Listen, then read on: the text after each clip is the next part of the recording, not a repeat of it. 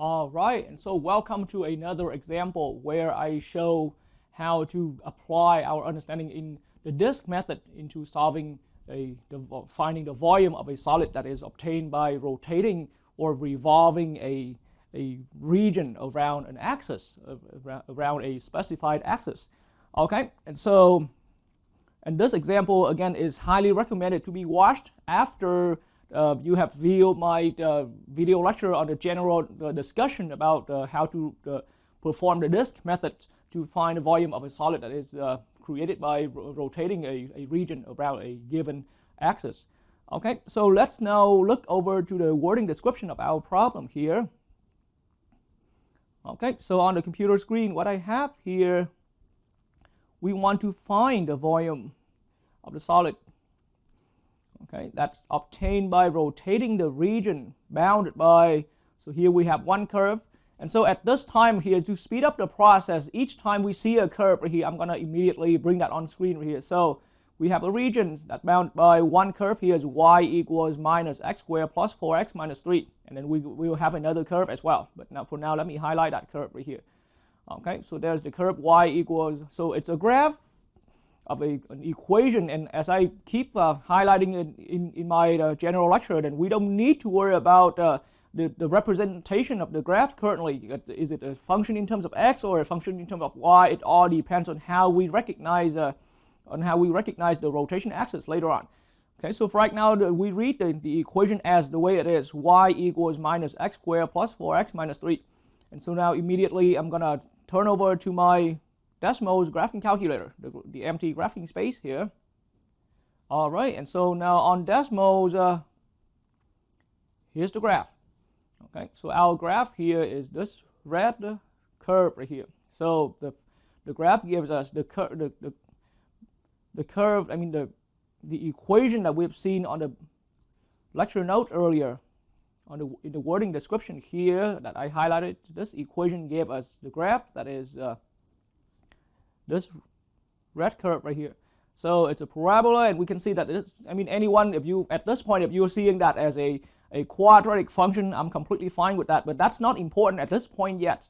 Okay, and so now let's look at the other graph that's given. So we have one curve nailed down, and so now the other graph is, so the region is bounded by y equals minus x squared plus 4x minus 3, and so that's one graph. And then here's the other equation, y equals 0. So y equals 0 is a different name for saying that is an equation, a formal equation for saying that this is the x-axis. So x-axis is another graph itself right here, together with this line that bounds our region, that creates our region. So let's look over to the graphing area. Okay, and so the x-axis is here. The x-axis is here. Okay, so now that means obviously the shading region has to be the part inside, because the description saying that it's the area that's bounded, the region that's bounded by the curve in red here and the x-axis. So that region has to be wherever I put my mouse cursor here. Okay, and so now in that way, allow me to put on the region that help us isolate out to isolate out the bounded region that we will rotate, which we will rotate later on. Okay, and now I'm also going to restrict the curve so that it only shows the region. So now the curve here as the restricted part.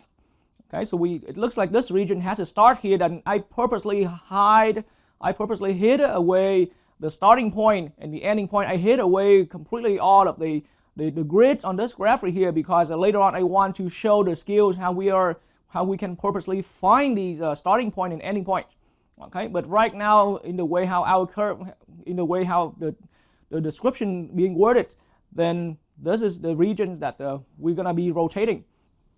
And now on the last piece of the description here is saying that we're gonna rotate that seen region around or about the x-axis. Okay, so in that way, now let me switch over to a 3D view. So that region here in a 3D view, once again, the x-axis is here, the y-axis is here. Okay, and this is some third axis for the 3D dimension. And so this region is about to be rotated in clockwise or counterclockwise direction. It should not matter. But now let's observe to see what's going to happen, what kind of solid we get. So now as I rotate that around now with this program here on dash mode here, then the rotation goes clockwise. But now as I complete the rotation, then we have a solid that kind of round, but it's not a ball, it's not a sphere. Okay, so just to be clear with that. All right, so let me adjust that a little bit. There you go. So it's the solid looks like that. Okay, so it's not entirely a sphere. So and that's how it is. So now at this point here, I'm gonna switch over to the board, and then we're gonna dive in further into the detail, and we're gonna break it down into small details, and we're gonna try to align ourselves as closely as the guideline, as the stage steps indicated given in the general lecture, so that we can break down the problem and finally solve our problem. Okay, and so now I'm looking at in the x and y axis system, the curve that we have seen previously that I put it in red color was this curve right here. I still have not shown where exactly that starting point of the region, but our region is here. Okay, the region that's bounded by the curve here and the x-axis.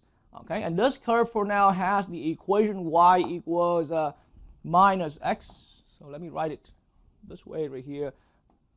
Okay, so y equal minus x squared plus 4x minus 3. Okay, so that's the region that we have right there. And so now again, just like how I was explaining that in the discussion lecture, then so the rotation axis is the x-axis here. This is our rotation axis, or the axis of rotation. And so we have to put our eyes to look straight at the rotation axis. So imagine this time the x-axis is this pencil tip right here, and it's coming right at my eyes like that, right? And so as I'm seeing that, then now I'm going to start inside of my region. I'm going to create, just like how I discussed this and explained this in a general lecture, then I'm going to create the stripes. Now before we rotate right in this region, in this 2D region, I'm going to think about we having those stripes right there. Anywhere between the starting end of the region and the ending end of the region, we're going to create those stripes where it's setting up 90 degrees with the rotation axis. Okay, and so each of those stripes now, as we're rotating, then we're gonna those stripes there will create a disc that's facing us. So our eyes are right here, and the rotation axis is going this way. So the stripes create a disc in front of me right there. Okay, and so now each of those stripes here, each of those discs, okay, has a thickness, okay, has a thickness, and that's the thickness right there, and we will get to that. And so the idea now again, so that's why again I made that clear at the end of the general discussion lecture right there, that due to each cross section here being a disc, a nice circular disc, the method we're specifically doing here, we're accumulating the disc volume. So each one of the disc here has a disc area, the cross section area, and then it has a thickness, so we can obtain the volume of that thin, very thin disc right there. And then we're going to be accumulating all the discs from the start to the end. And so in that way, once again, I don't recommend that tying yourself down to formula, but I recommend to stay very aligned with this fundamental over here. So to achieve that volume that eventually we get, then we're going to be accumulating all of those discs. Whether you're having a disc from this stripe right here or a disc from another stripe, we're accumulating all of those discs, all of those volume of little discs from the beginning to the end. So each disc here comes out from each disc has a volume that's obtained by cross section. Okay, so cross section area, we multiply the cross section area with the thickness. All right, so this is one only concept that I want anyone learning from me to focus to and get yourself aligned to that. Okay, and then so the cross section area multiplied with thickness, this is to give us the volume of one infinitesimally thin disk. And then I see this symbol as accumulation symbol. Okay, even though we say out by formal term every day that it's an integral sign, but this is accumulation. We're accumulating all of these disk volumes from start to end. Okay, so anyone who is either studying with me face to face or through an online setting, you will remember that my approach for any volume problem is accumulation of with this formula with this fundamental instead of focusing on formulas. And you will see this happen a lot in many of my application problems. So that's how we get the volume. So now in that way, let's go back to the picture again. And so now I have pointed out earlier and had to take a break away from that. But so in each of our disk here, then the thickness, in the way how we place our disk, being perpendicular with the rotation axis here, then each disk right here has a thickness that comes out from the infinitesimally small change in y, and that's why we call it, it's a infinitesimally small change in x value. I apologize for saying the slightly incorrect thing earlier. But so now that means we have a dx here. Each thickness of the disk is dx. And so now, again, to align ourselves with the step that I plan out, that I generally gave as an advisor here, then the easiest thing is to find out what the thickness is. Okay, so thickness, there's step one, thickness for each of our disk is a dx. Okay, it comes straight from the way how we're looking at that picture. And then so now that means our integral will be partially completed. I mean, it's gonna start getting partially filled out right here. So the cross section area, we have not found a formula for that, so let's leave it there. Okay, cross section area. Okay, but then at least we know now that the thickness is expressed by the dx differential. Okay, so now it is extremely important so that's why I'm passing down that experience right there again, that once we see that our integral is involving with or basically once we notice now, once we realize now that the d expression in our integral problem is a dx expression, then that tells us in the next step as a consequence is to look for or to find our way to derive the cross-section area here as a function in terms of x to be consistent with that d expression right here. So cross-section area has to be expressed in terms of x. And so now in my next big step right here, I'm going to be deriving the cross-section. Okay, I'm going to be looking for the cross-section area. Okay, but then keep in mind our goal is to find a way to express that cross-section area in terms of the x variable, because the d expression now has been concluded to be the dx.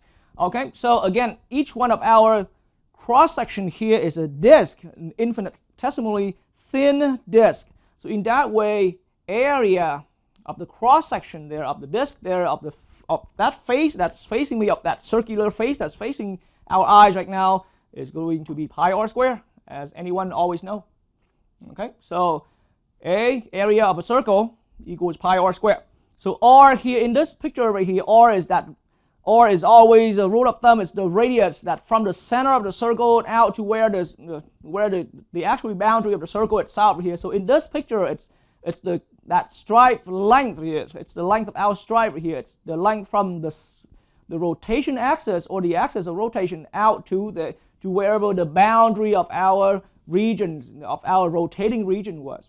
Okay, so in that way, but hey, wait a minute. So in that case right here, this height right here is just our function, but needs to be expressed as a function of x, because it's a vertical stripe that's standing up, and the x-axis is here. So we need to express this height right here. See, it comes out just in the way of how we recognize our stripe, and the thickness of our stripe is being a dx.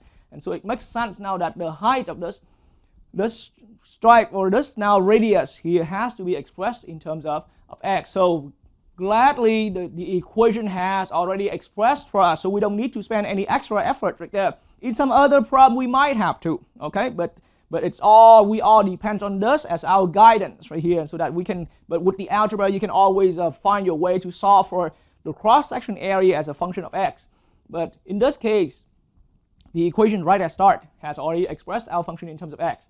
And so that means now my area is going to be pi times radius, generally at any x instance, is going to be minus x squared plus 4x minus 3 all squared. And that's now my formula to calculate the cross-section area at any x value along that rotation axis. Yeah. Okay, and so now at this point, I am so ready to complete our final integral setup right here. And so allow me to write this a little bit lower, down lower here, so that I can have more space to fill out my work with that. So pi times minus x squared plus 4x minus 3, okay, square. So that means the integral now will become, okay, and I'm going to erase that work right here, that part right here. And now I'm looking at, and so supposedly if you're taking note along the way, then I don't recommend erasing out just to fill things in, but write that as a formula as a next step. So in the next step, I'm looking at pi times so the minus x squared plus 4x minus 3 all squared. And then what we have here is the dx expression. Okay, so now we're even further completed, not completely complete, but we further completed our integral setup. So now the last step here is to identify where our starting and our ending of the rotation region right here, so that we can have a clear the starting and ending of our accumulation. Okay, so now let's look back at the rotation region right here, that rotating region right here. So it starts here where it looks like the start here, and again I also explained at the end of the video, the lecture where I gave that general discussion. Then in a way how it is right now, then the rotating region is rotating around the x-axis. So in that case, we're going to be looking at start to end from the left to the right. Okay, so that's a rule of thumb that anyone can keep, like that anytime your rotating regions is rotating around the x-axis, then the start of our accumulation will always be from the left, and then we're going to be accumulating over to the right. So ending will be to the furthermost right on your rotating region right here. Okay, so now in the way how it is here, so the plan now is to look for where the graph here, this curve right here, cross the x-axis, and we have to of course express eventually after we solve, we have to express the crossing value here as x and x. So the starting x value and the ending x value, the left x value where it crosses, and the right x value where it crosses. And when I say it crosses, I mean the graph here crosses the x-axis. Okay, all right, so now that means I am going to produce, so allow me to quickly swing over to the other board. All right, so on this board space right here, allow me to quickly solve that equation. So we have a graph that's in a parabolic shape here, and we want to find out that where this graph here, where this parabolic shape will cross our x-axis. And this graph, again, as a reminder, it's y equal minus x squared plus 4x minus 3. Okay, so to be on this curve right here, then y value has to equal to the expression minus x squared plus 4x minus 3 without so hopefully you're familiar with that. But then to be on this x-axis, then y value is always equal to 0. And so the only way to solve for the two crossing points right here is to set minus x squared plus 4x minus 3 equals 0. Okay, and then we're gonna solve this equation for x. Okay, so once again, because in order for the curve here to cross the x-axis here, then the y value have to come to agreement. So y value on the curve, as I mentioned earlier, is equal to this expression of x at any x value. But then on this x-axis right here, the y value is always 0. So for the two y values agree, whether from on the curve and on the y-axis to agree, then the y value on the curve has to equal the y value on the x-axis, which is 0. And that's why fundamentally or algebraically we have been producing that equation right there. And so now when it comes to solving for x right here, then I leave that for anyone who studied with me, either as a direct student of mine or a public viewer, to take your own method to solve this equation, because what I recognize here is that we have a quadratic equation. Okay, so you can, for quadratic equation, you have quite a few techniques, quite a few different methods. You can either complete the square, okay, or you can go with with the quadratic formula, or you can go with the factoring method right here. I myself here, I am going to follow the factoring method, but you don't have to follow my method right here. You can take your own solution for that. So this equation here, I'm going to cancel both sides by the -1 right there, or multiply both sides by -1 to lead my equation down to a positive x squared minus 4x plus 3 equals 0. And so in that way, I'm factoring this left-hand side into x minus 3 times x minus 1. Okay, and that making it equal to 0. So now that means I immediately solve for my value. One of them is x equals 3, and the other one is x equals 1.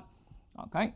So that now means that the graph here crosses the x-axis as two values. One of them is x equals 1, the other one is x equals 3. And needless to say, so x1 is here and x2 is here. So needless to say, in the way how we place values on a line of numbers right there, then the values are being placed from the left to the right in increasing order, from low to high right there. So x1 has to be x equals 1.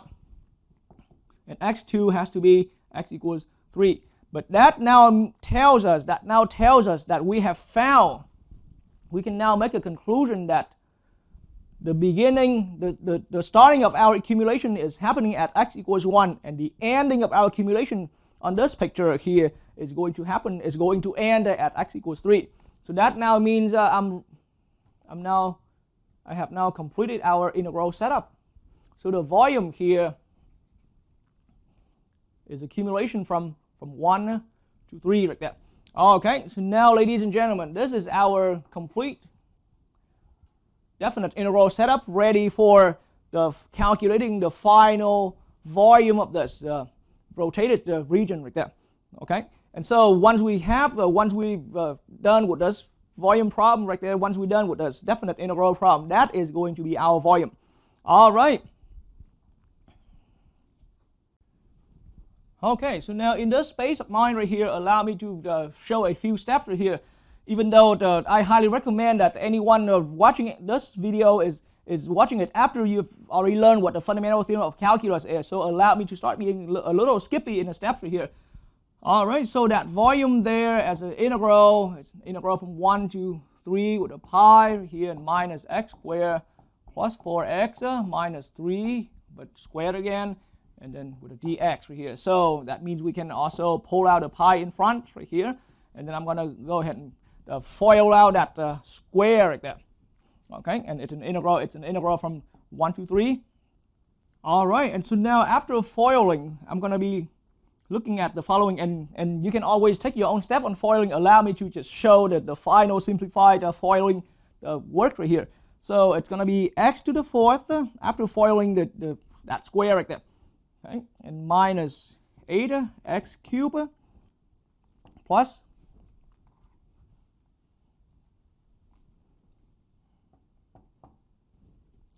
plus 22x squared, okay, and minus 24x plus 9 with the dx. All right, and so this overall integral is simple enough so that with the fundamental theorem of calculus, we keep the pi right here, and we're finding the antiderivative of all that. So x, so it's going to give me 1/5 x to the 5th power minus this is going to be 2x to the 4th plus now 22 thirds x cubed minus 12x squared. We're adding 9x. Okay, and then with this antiderivative, the fundamental theorem of calculus say we are going to evaluate that from 1 to 3 like that.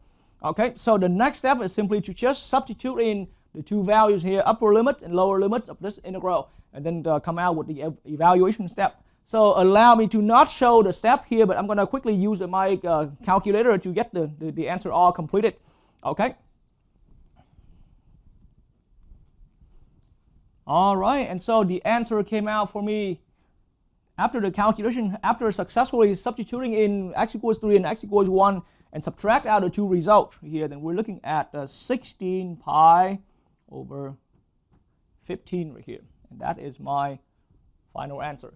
And again, this video, this lesson here is highly recommended to be viewed after you have understood what to do with what the fundamental theorem of calculus is and how to apply the fundamental theorem of calculus into solving a definite integral as this one right here. Okay, and so So now, just like how I explained back in the general, at the end of the general discussion lecture right here, then here's how we can check for consistency right here.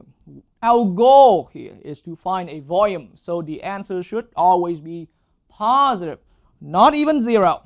Okay, it's not fascinating at all to find a volume of something that equals 0. So almost none of our problem will become a 0. But strictly, it makes no sense to have an answer being negative. So anytime you run into an answer for a volume problem being either a negative value or a 0 value, go back and check your work right there. Okay, but that is how we found our volume of this solid generated by rotating that bounded region right there.